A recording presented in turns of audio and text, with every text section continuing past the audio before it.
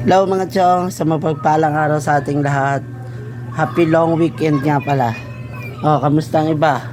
Tuyot na, ubos na, trabaho na ulit, o kaya mambudol na ulit para may pang foods na ulit. So ngayon order ako ng tumbler para meron tayo lalagyan ng 1,300 ml sa Shopee. Tapos ito na siya. Yan, box natin. Yeah, tara. Open it. Ano dyan? Opa. Tignan natin kung tama yung deliver. Hold mo nga ito ni. Mamaya mabudol din tayo rito. Tumbler siya eh. 264 lang to. Nung Friday ko to in order. So, sa live to naka-live sila nun eh. So, ito na. Ganda ng box brand new box brand new, mga balibag-balibagan to na pagbardago Siya is 1,300 ml. And kulay purple. Yan. Nasunod naman. Lubot-lubot yung isa.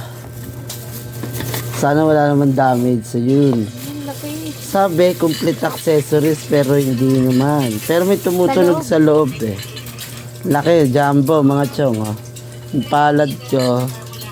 Yeah. Ito kasi yung 1 liter. Ito 1 liter to. Compare dito, mas mataas siya. Sabi doon is complete package. Pero wala, scam. Wala siyang, hindi sa complete.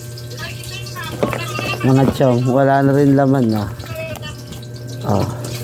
So nabogus tayo.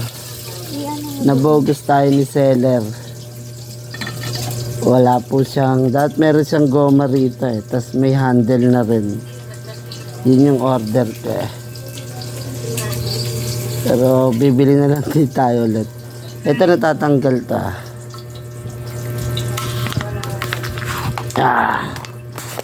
Yan. Okay naman siya. Walang yupi Ano siya? Aqua minus, hindi sa Aqua plus. Sayang wala yung goma rito sa pitan, tas yung handle dito. Bogus tayo. Paano mga chong?